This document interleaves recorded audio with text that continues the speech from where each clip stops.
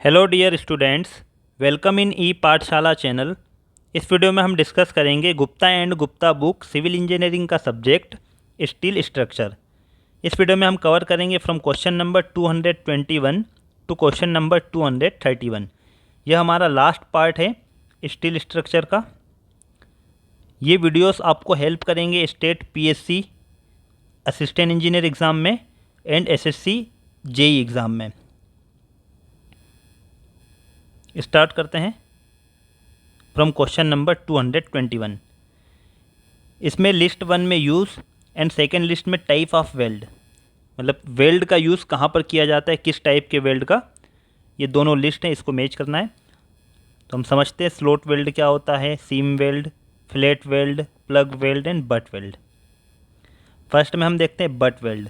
But weld में two pieces of metal are subjected to end without overlap and they weld along the joint। But weld में दो metal को and to and रखा जाता है और उसको फिर हम वेल्ड कर देते हैं। ठीक है, तो ये कहलाता है बट वेल्ड।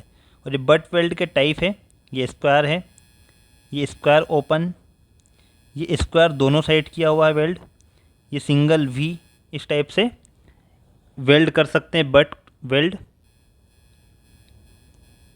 सेकेंड है फ्लैट वेल्ड। फ्लैट वेल्ड में joins two surfaces at an approximate right angle to each other. Flat weld में दो प्लेट को राइट एंगल पे रखा जाता है और उसको फिर वेल्ड कर देते हैं। अप्रोक्सीमेट राइट एंगल होगा वो 90 डिग्री का, और वेल्ड कर देते हैं। स्लोट वेल्ड में a hole is made in one of the components and welding is done around the periphery of the hole. ये स्लोट वेल्ड है, ये प्लेट एक है, ये सेकंड प्लेट है। जो ऊपर प्लेट है उसमें हम होल कर देते हैं। ठीक है, इस होल का ये डाया होगा और ये लेंथ होगी, और यहाँ पर फिर इसकी पेरीफेरी में वेल्ड कर दिया जाता है। नेक्स्ट है सीम वेल्ड। सीम वेल्ड में प्रेशर अप्लाई किया जाता है कंटिन्यूसली और वेल्ड करते हैं। अब प्लग वेल्ड और स्लोट वेल्ड में क्या डिफरेंस है वो समझ लेते हैं। The difference between plug and slot weld is that the plug weld shape is characterized by its diameter। Plug weld को अगर हम कैरेक्टराइज्ड करेंगे, क्लासीफाई करेंगे, तो उसके डाया से करेंगे, और स्लोट वेल्ड को डायमीटर और लेंथ दोनों से हमें कैरेक्टराइज्ड करना पड़ेगा, दोनों से हमें बताना पड़ेगा स्लोट वेल्ड का साइज। अब देखते हैं यहाँ पर option A, structural member subjected to direct tension और कंप्रेशन। तो कौन सा वेल्ड होगा? But weld. बट वेल्ड में यदि हम देखेंगे तो ये जो बट वेल्ड होता है, ये जॉइंट में यदि टेंशन लोड लगता है तो डायरेक्ट टेंशन आएगा, और कंप्रेशन होगा तो डायरेक्ट कंप्रेशन आएगा। लेकिन लेप जॉइंट में बात करते हैं तो लेप जॉइंट में एक प्लेट है, उसके ऊपर दूसरी प्लेट रखी जाती है और उसको वेल्ड कर देते हैं। अब इसमें यू लोड लगाया जाएगा और इन दोनों लोड की जो एक्सिस होगी उसमें कुछ इसेंट्रिसिटी होगी। ठीक है, तो इसके कारण यहाँ पर बेंडिंग भी आएगी। लेकिन बट जॉइंट में क्या होगा? ओनली कंप्रेशन या टेंशन होगा। तो ये ऑप्शन ए किसके लिए हो जाएगा? बट वेल्ड, फिफ्थ के लिए। बी देखते हैं, joining two surfaces approximately at right angles to each other. तो ये क्या हो जाएगा आपका? Flat weld. ये क्वेश्चन ईएस में पूछा गया है 1999 में। ए के लिए फिफ्थ और बी के लिए थर्ड। ये दो ही अगर आपको पता होंगे तब भी आप इस क्वेश्चन को अटेम्प्ट कर सकते हो। Next, a hole is made in one of the components and welding is done around the periphery of the hole. तो ये किसका एग्जाम्पल होगा? ये होगा slot weld. First, pressure is applied continuously. ये किस में किया जाता है? सीम वेल्ड, मतलब second. Question number 221 option C is correct. Next question. In a simply supported beam of span L and each end is restrained against torsion, compression flange being unrestrained. According to IS code 800, the effective length of the compression flange will be equal to। IS code में हम देखते हैं type of member simply supported beam है, and condition आपको दी है रीस्ट्रेंड against torsion, उसमें भी रीस्ट्रेंड against lateral bending दिया हुआ है क्वेश्चन में, तो इफेक्टिव लेंथ कितनी हो जाएगी L। पार्शियली रीस्ट्रेंड होगा तो इफेक्टिव लेंथ 0.85 L, फुली रीस्ट्रेंड होगा तो 0.7 L, लेकिन क्वेश्चन में आपको अनरीस्ट्रेंड दिया हुआ है तो क्या हो जाएगा L, option A. Question number 222 option A is correct. Question number 223, a column base is subjected to moment, column base है वो सब्जेक्टेड क्या है मोमेंट से, if the intensity of bearing pressure due to axial load is equal to the stress due to moment, moment से जितनी stress आ रही है और एक्सियल लोड से जितनी आ रही है वो दोनों क्या होगी, बराबर है, ये क्वेश्चन में दिया हुआ है, इक्वल है। Then the bearing pressure between the base and the concrete is, ये question MPPSC assistant engineer exam में, अभी ये जो जून में एग्ज़ाम थी, जून 2022 में, उसमें ये क्वेश्चन आया था, ठीक है। ES में भी आया हुआ है 1999 में। When the base plate are loaded eccentrically are subjected to axial loads as well as bending moment, the pressure distribution from the concrete does not remain uniform. ये कॉलम है, कॉलम के नीचे ये बेस है कॉलम की, अगर load eccentric नहीं है, मतलब इसकी एक्सिस पे नहीं लग रहा है, एक्सिस से कुछ डिस्टेंस पे है, तो इसमें क्या होगा, एक तो इस डायरेक्ट लोड से कंप्रेशन भी आएगा इस बेस में और बेंडिंग भी होगी, ठीक है।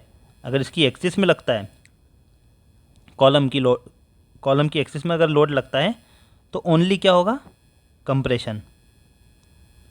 बट क्वेश्चन में आपको दिया हुआ है कि उसमें मोमेंट भी है। N axial load cause compression between the base plate and the supporting concrete pedestal, while a moment increase the compression on one side and decrease it on the other side.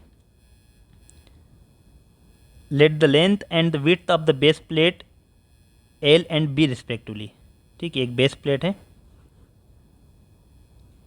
उस base plate की length L है और width है B, एक में direct compression है और एक केस में हम देखते हैं मोमेंट। डायरेक्ट कंप्रेशन है, इसका मतलब क्या होगा, इसमें स्ट्रेस डिस्ट्रीब्यूशन कैसे होगी, यूनिफॉर्म होगी।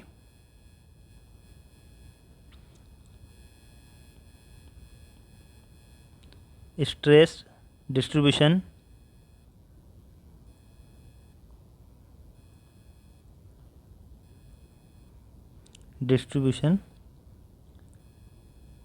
ड्यू टू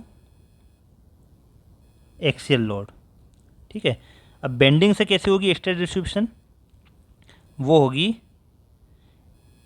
कंप्रेशन होगी एक तरफ, सेंटर में 0 और अदर साइड में क्या होगी, टेंशन, ठीक है, ये पॉजिटिव और एक तरफ होगी नेगेटिव।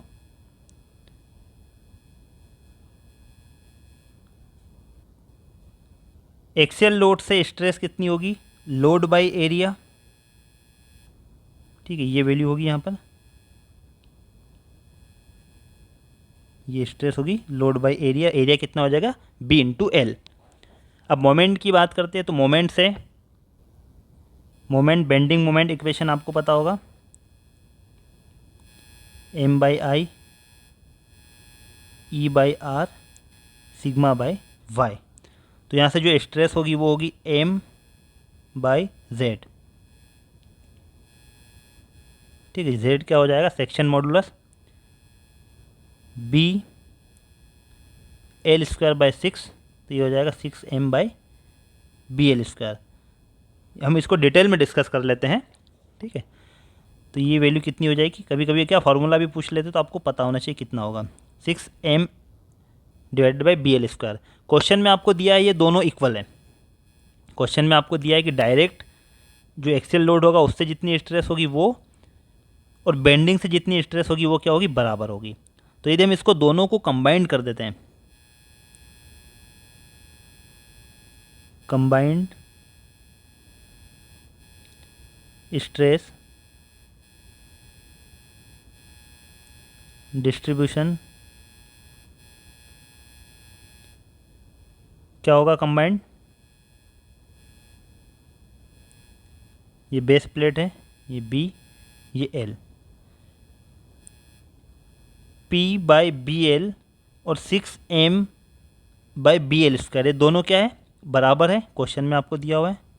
तो यहाँ पर वैल्यू कितनी हो जाएगी? 0 हो जाएगी, क्योंकि हम अगर b by P L minus 6m by P L square, क्योंकि यहाँ पर क्या है? नेगेटिव है, दोनों को जोड़ेंगे तो यहाँ पर क्या होगा? 0 आएगा। और इस एंड पे कंप्रेशन होगी, कितनी होगी? p by B L plus 6m by P L square. तो क्या हो जाएगा यहाँ पर हमारा आंसर? एक एंड पर 0 और अदर एंड पे कंप्रेशन। क्वेश्चन नंबर 223, तो ऑप्शन क्या हो जाएगा? 0 at one end and compression at the other end, option B is correct. Next question. अब इस क्वेश्चन को आप कर सकते हो अटेम्प्ट, और इसमें फॉर्मूला भी याद रखना है, ठीक है? फॉर्मूला भी पूछ सकते हैं। Question number 224, consider the following statements. Grillage base से रिलेटेड आपको स्टेटमेंट दिए गए हैं। पहला है bending, second shear, third compression and fourth web crippling. Which of this statements are correct? Grillage foundation is a type of isolated footing or spread foundation. ये भी एक क्वेश्चन आता है। ग्रिलेज फाउंडेशन किसका टाइप है? आइसोलेटेड या spread footing. Generally provided for heavily loaded steel स्टेंशंस and used in the location of poor bearing capacity. जिस soil की कैपेसिटी, बियरिंग कैपेसिटी पुअर होती है, वहाँ पर हम ग्रिलेज फाउंडेशन प्रोवाइड करते हैं।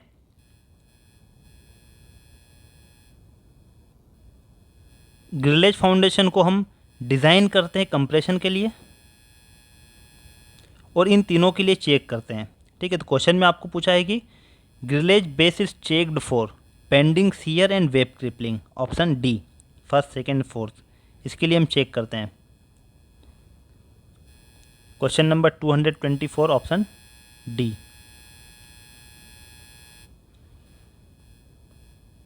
Next question, question number 225, a welding detail is shown in figure. ये वेल्डिंग डिटेल आपको दी गई है। The welding notation for the figure is, notation क्या होगा? तो इसको हम बेसिक से देख लेते हैं कैसे नोटेशन होता है वेल्डिंग का। Reference line, it is used to apply weld symbols and other data. एक रेफरेंस लाइन होती है। It is always drawn horizontal to the bottom of the print, और वो क्या होगी? हॉरिजेंटल होगी, ठीक है? इसको हम समझते हैं यहाँ पर रेफरेंस लाइन को भी। Lower side of the reference line is termed as arrow line, arrow side, and upper side of the reference line is termed as other side. ये रेफरेंस लाइन है हॉरिजेंटल, ठीक है? रेफरेंस लाइन कैसे होती है? Horizontal होगी। Reference line के lower side में ये रेफरेंस लाइन है, और ये इसका लोअर साइड है। लोअर साइड में जो हम शो करेंगे वो एरो साइड होगी, और अपर साइड जो होगी रेफरेंस लाइन की, वो हम अदर साइड को रिप्रेजेंट करते हैं। ये जब हम डायग्राम देखेंगे तो और आपको क्लियर हो जाएगा। Arrow, the arrow is used to connect the reference line to the joint area of the weld. ये एरो लाइन है, एरो का यूज़ करते हैं, रेफरेंस लाइन को जॉइंट करते हैं कहाँ तक? जहाँ पर जॉइंट किया गया है।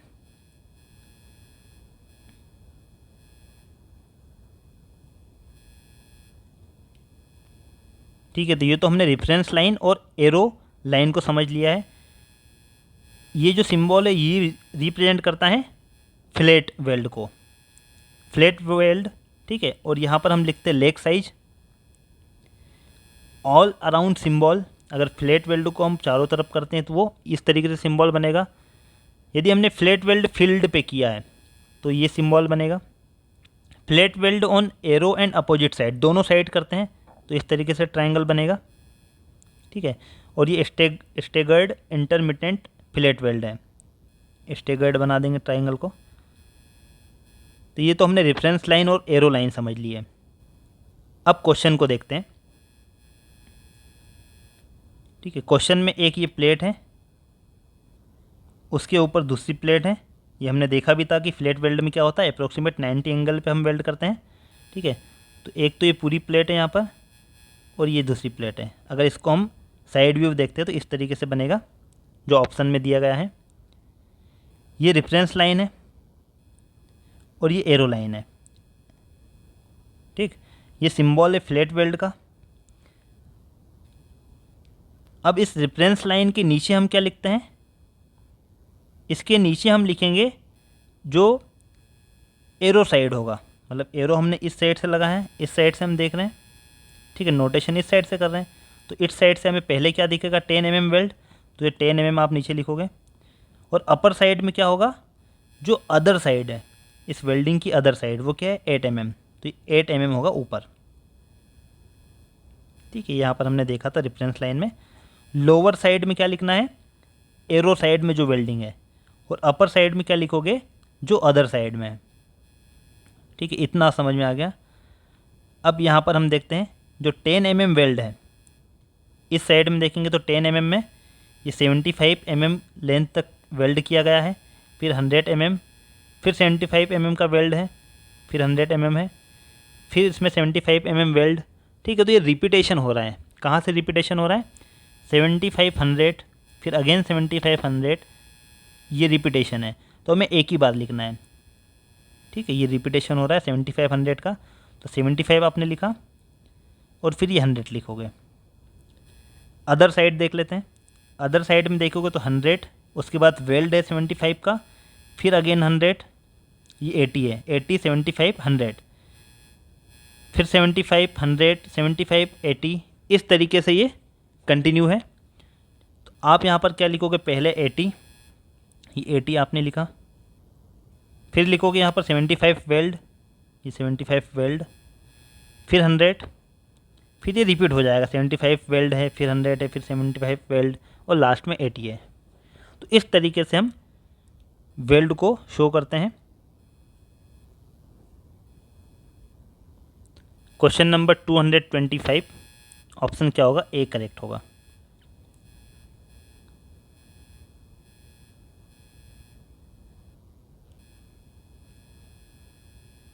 Question number 226, in a plastic hinge the actual distribution of strain across the section will be. Strain का आपको डिस्ट्रीब्यूशन बताना है। प्लास्टिक हिंज है तो उसमें एक्चुअल डिस्ट्रीब्यूशन क्या होगा स्ट्रेन का अक्रॉस द सेक्शन। हमने दो थ्योरम पढ़ी थी, एक लोअर बाउंड और एक अपर बाउंड, और वहाँ पर हमने डिटेल में डिस्कस किया था यील्ड मोमेंट, प्लास्टिक मोमेंट, और उन दोनों के बीच में मूवमेंट होता है यील्ड से अधिक और प्लास्टिक से कम।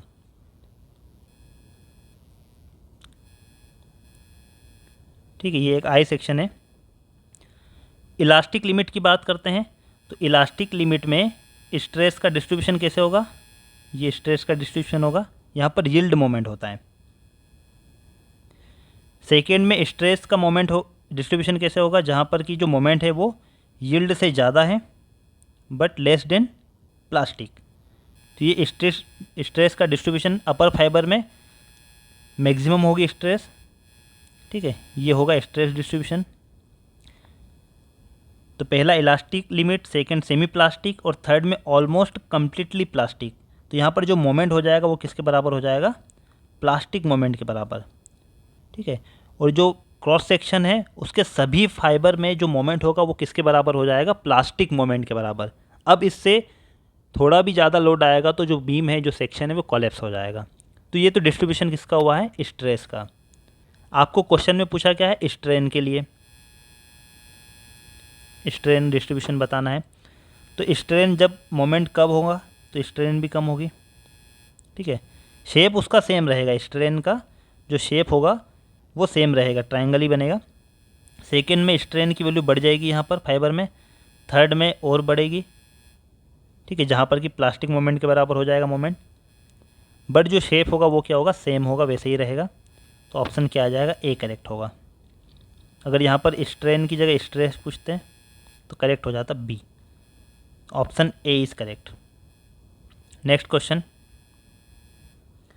Figure show a portal frame with loads. एक फ्रेम है, उसमें लोड दिया हुआ P1 P2।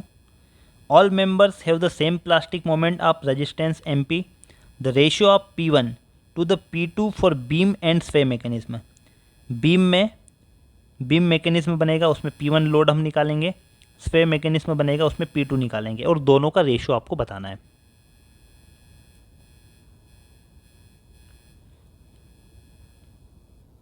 पहला हम देखते हैं बीम मैकेनिज्म। बीम मैकेनिज्म में ये plastic hinge first, second, third, load centre में है तो एंगल बराबर होगा, ये भी थीटा होगा, ये भी थीटा होगा, theta theta. Plastic moment capacity question में आपको MP दिया हुआ है, MP। Virtual work done method से हम वर्चुअल वर्क मेथड से निकालेंगे वर्क डन एक्सटर्नल और इंटरनल। एक्सटर्नल वर्क डन कितना होगा, P1 इंटू डेल्टा, ये डेल्टा है, बराबर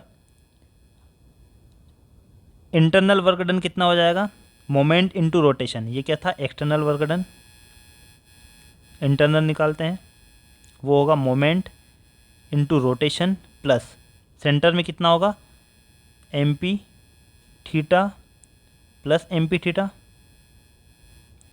प्लस ये राइट एंड पे होगा MP थीटा।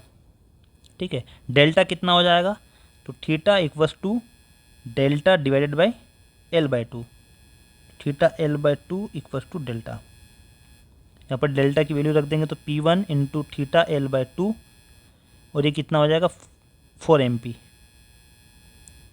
थीटा, थीटा से थीटा कैंसल, P1 कितना आएगा 8 MP/L।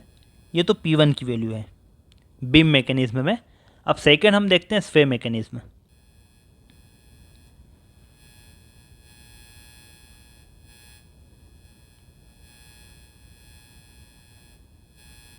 ये बीम है और कॉलम, तो इस फ्रेम में स्वे मैकेनिज्म किससे होगा, इस लोड से। ये जब लोड लगेगा P2 तो यहाँ पर क्या होगा, स्वे मैकेनिज्म, और ये बीम स्वे होगी।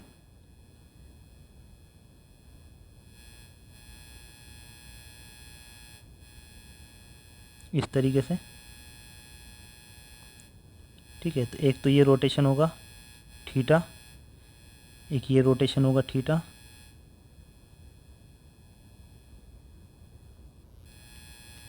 एक ये रोटेशन थीटा, और ये थीटा। ठीक है, मतलब ये पहले 90 था तो अब यहाँ पर रोटेट हो गया है ये जॉइंट थीटा से।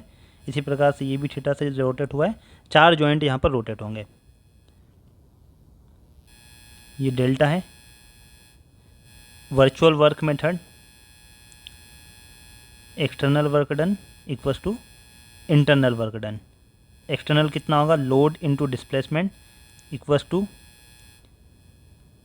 थीटा कितने 4, और प्लास्टिक मोमेंट कैपेसिटी सभी की बराबर है तो ये कितना हो जाएगा MP इंटू 4 थीटा।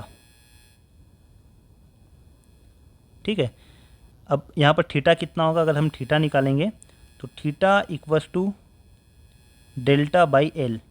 ठीक है, ये कितना है, L है, थीटा बराबर कितना हो जाएगा, perpendicular divided by base, delta होगा यहाँ से थीटा L। तो P2 into theta L equals to 4 MP theta, theta से थीटा कैंसल, P2 कितना है 4 MP/L। अब क्वेश्चन में आपको किसका रेशियो पूछा है, P1/P2, P1/P2, P1 है 8 MP/L और P2 है 4 MP/L। ये रेशियो कितना आएगा 2। Question number 227, option B, ratio होगा 2। ये वीडियो थोड़ा लेंदी बनेगा क्योंकि इसमें क्वेश्चन 11 क्वेश्चन है। ठीक है, टोटल 11 क्वेश्चन है और ये न्यूमेरिकल है, और ये क्वेश्चंस ES एग्ज़ाम में पूछे गए हैं जो UPSC कंडक्ट करवाती है। Engineering service exam. तो ये थोड़े लेंदी क्वेश्चन हो गए, इसमें थोड़ा ज़्यादा समय लगेगा और हम डिटेल में भी डिस्कस कर रहे हैं। नेक्स्ट क्वेश्चन, इसमें directions, select your answers to the following questions using the codes given below. इसमें कोड दिए हुए हैं। पहला कोड है, both A and R are true and R is the correct explanation of A. दोनों statement correct हैं और जो रीज़न है वो करेक्ट एक्सप्लेनेशन करता है ए का। Both true but R is not a correct explanation of A is true but R is false, A is false but R is true. इस टाइप के ऑप्शंस होंगे आपके पास। क्वेश्चन देखते हैं। Question number 228, assertion, both transverse and longitudinal frames in a steel buildings are subjected to equal earthquake forces। ठीक है, transfer और लॉन्गिट्यूडनल फ्रेम्स दोनों जो स्टील बिल्डिंग की होती है उसमें इक्वल अर्थक्वेक फोर्स होता है और इसका रीजन दिया हुआ है, earthquake force is proportional to the mass of each floor. समझते हैं, दो फोर्स समझेंगे, विंड और अर्थक्वेक।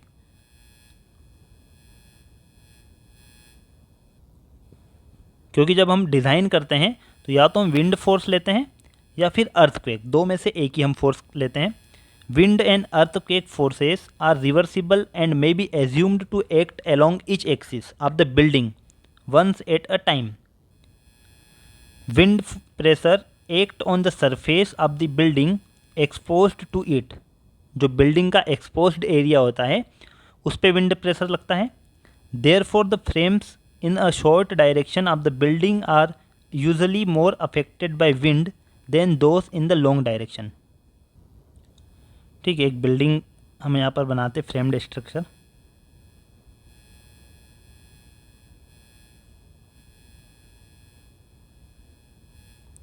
ये फ्रेम्ड स्ट्रक्चर है।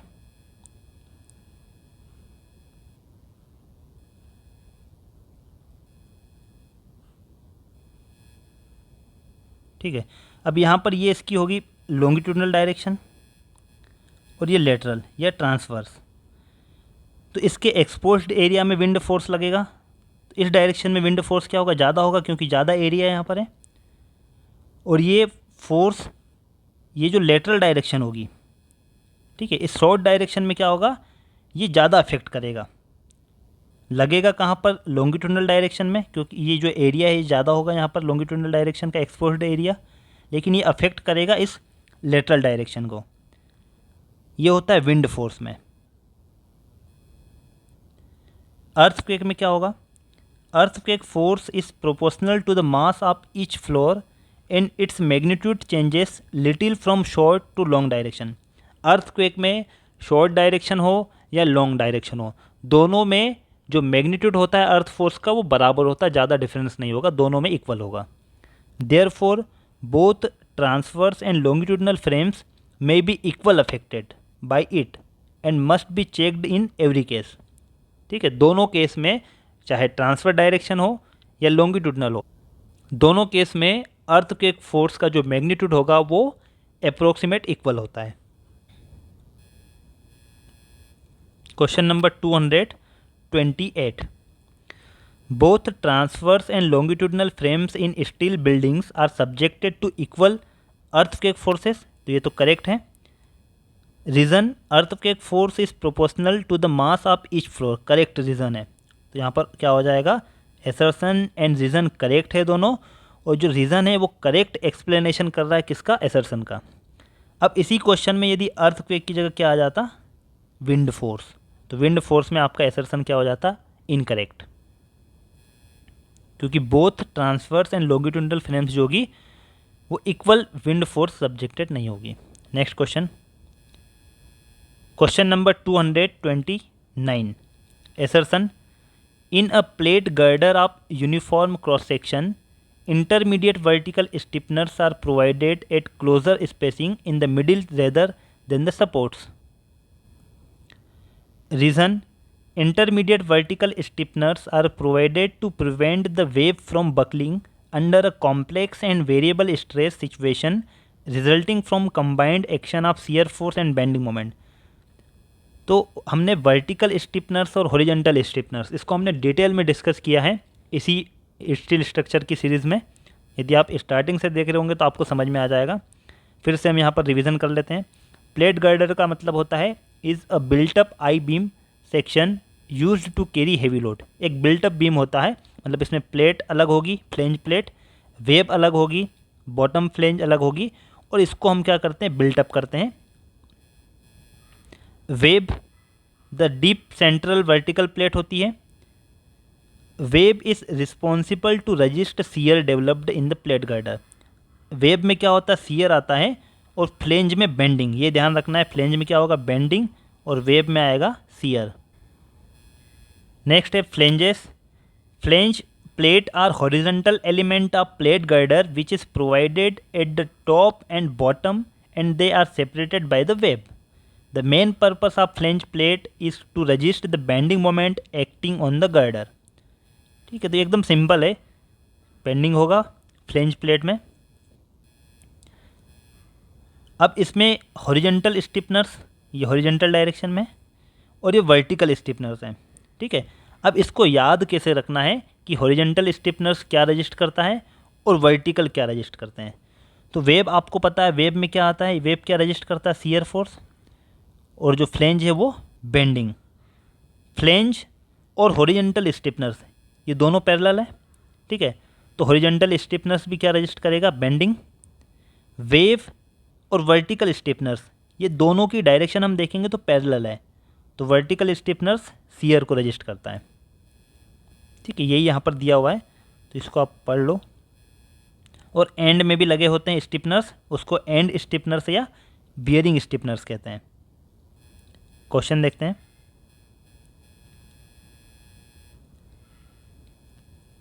इन a plate girder of uniform cross section intermediate vertical stiffeners are provided at closer spacing in the middle rather than the supports. Intermediate vertical stiffeners क्या resist करते हैं, shear, क्योंकि vertical है मतलब वो web के parallel है, तो ये रजिस्ट क्या करेंगे, सीयर। और यदि हम सीयर देखते हैं तो बीम में सीयर फोर्स कहाँ पर ज़्यादा होता है, सपोर्ट पे। यदि हम सीयर डायग्राम बनाते हैं, ठीक, अगर यूडीएल लोड है तो इस तरीके से सिंपली सपोर्टेड बीम का सीयर फोर्स डायग्राम बनेगा, एसएफडी। सीयर फोर्स कहाँ पर ज़्यादा है, सपोर्ट पे। तो वर्टिकल स्टिफनर्स कहाँ पर क्लोजर होना चाहिए, उसकी स्पेसिंग वो होना चाहिए सपोर्ट पे, बट आपको यहाँ पर दिया क्या गया है, मिडिल, ये इनकरेक्ट हो जाएगा। ठीक है, intermediate vertical stiffeners are provided at closer spacing in middle. Middle में नहीं होंगे, वो क्लोजर कहाँ पर होना चाहिए, सपोर्ट पे, क्योंकि सपोर्ट पे जितने क्लोजर होंगे, जितने पास पास होंगे, उतने ही ज़्यादा सीयर फोर्स को वो रजिस्ट कर पाएंगे। तो एक ही हमारे इससे एसर्शन से ही हमारा आंसर पता चल जाएगा, क्या होगा, एसर्शन फॉल्स है, मतलब ऑप्शन डी। अब रीज़न क्या दिया है वो भी देख लेते हैं। Intermediate vertical stiffeners are provided to prevent the web from buckling. Correct, intermediate vertical stiffeners buckling से प्रिवेंट करता है। Under a complex and variable stress situation resulting from combined action of shear force and bending moment. Next question number 230। The shape factor of a circular section is less than that of the rectangular section. Compared to rectangular section, a circular section has more area near the neutral axis than the extreme fiber. ठीक है, question को समझेंगे, पहले हम shape factor देख लेते क्या होता है। The ratio of plastic moment and yield moment is called shape factor. Plastic moment और यील्ड मोमेंट का जो रेशियो होता है वो शेप फैक्टर कहलाएगा। मोमेंट जो बेंडिंग इक्वेशन होती है m/i, याद रख लेना इक्वेशन, ये भी क्वेश्चन डायरेक्ट एग्जाम में आ जाते हैं कि बेंडिंग इक्वेशन क्या है। 4 ऑप्शन दे देंगे आपको अलग अलग। ये भी क्वेश्चन आया है MPPSC, Madhya Pradesh PSC assistant engineer exam में, जो जून 2022 में हुई है। ठीक है, उसमें बेंडिंग इक्वेशन 4 दे दी थी आपको, उसमें बताना कौन सी इक्वेशन करेक्ट होगी। तो बेंडिंग मोमेंट क्या हो जाएगा, bending moment sigma I/y sigma, और ये क्या हो जाएगा, ये होगा सेक्शन मॉडुलस के बराबर। ठीक है, तो ये यहाँ पर लिखा हो सेक्शन मॉडुलस इनटू स्ट्रेस। तो यील्ड स्ट्रेस, यील्ड से यील्ड कैंसिल हो जाएगी, plastic, section modulus and section modulus, इन दोनों का जो रेशियो होगा वो कहलाएगा शेप फैक्टर। तो shape factor depends only on the shape of the section, ठीक है, शेप पे ही डिपेंड करेगा। ट्रायंगुलर शेप है तो सबसे ज़्यादा होता है शेप फैक्टर 2.34, डायमंड के लिए 2, टी सेक्शन के लिए 1.9 से 1.95, सॉलिड सर्कल के लिए 1.7, स्क्वायर एंड रेक्टेंगुलर के लिए 1.5 और आई सेक्शन के लिए 1.12 से 1.15। अब क्वेश्चन समझते हैं। एसर्शन क्या है? Shape factor of a circular section is less than that of rectangular section. Rectangular section का कितना होता है? 1.5 और सर्कल के लिए 1.7। तो ये हो जाएगा इनकरेक्ट। इसमें दिया है कि सर्कुलर सेक्शन का कम होता है, बट क्या होगा, सर्कुलर का तो ज़्यादा होता है। तो एसर्शन क्या होगा? इनकरेक्ट। आंसर आप बता सकते हो डी। रीज़न भी समझ लेते हैं। Compared two rectangular section a circular section has more area near the neutral axis. Correct होगा। अगर हम एक सर्कल को देखते हैं, ये इसकी न्यूट्रल एक्सिस है, रेक्टेंगुलर है, ये न्यूट्रल एक्सिस। सर्कुलर का जो ज़्यादा एरिया होता है वो कहाँ पर होगा? न्यूट्रल एक्सिस के आसपास। और रेक्टेंगुलर में सभी जगह जो एरिया होगा वो यूनिफॉर्म होगा। लास्ट क्वेश्चन है question number 231। Assertion A, the flange area method of design of plate girder is an approximate method. Flange area method क्या होती है? प्लेट गर्डर को हम डिज़ाइन करते हैं और एक ये अप्रोक्सीमेट मेथड है। Correct. Bending stress in compression and tension flanges are assumed to be linearly distributed. Flange area method, इसमें जो बेंडिंग स्ट्रेस डिस्ट्रीब्यूशन होता है टेंशन एंड कंप्रेशन फ्लेंज में, वो हम एज्यूम करते हैं यूनिफॉर्म, और इसमें लीनियरली डिस्ट्रीब्यूटेड बोला है, तो ये इनकरेक्ट हो जाएगा। करेक्ट क्या होगा? ऑप्शन हमारा A is true but R is false, option C. तो हमने स्टील के सभी questions Gupta and Gupta book में जो दिए गए हैं, क्वेश्चन नंबर 1 से क्वेश्चन नंबर 231, ये हमने डिटेल में डिस्कस किया है, ठीक है। और चारों ऑप्शन भी हमने डिस्कस किए। तो आपने यदि 231 ये सभी क्वेश्चंस आपने देख लिए हैं, कर लिए, समझ लिए हैं, तो आप इससे बहुत ज़्यादा क्वेश्चंस अटेम्प्ट कर सकते हो, ठीक है, क्योंकि हमने चारों ऑप्शन को डिटेल में डिस्कस किया है। वीडियो अच्छा लगा तो आप लाइक कीजिए, कुछ डाउट हो तो आप कमेंट में पूछ सकते हो, वीडियो को शेयर कीजिए, चैनल पे नए तो चैनल को सब्सक्राइब कीजिए। Thank you for watching.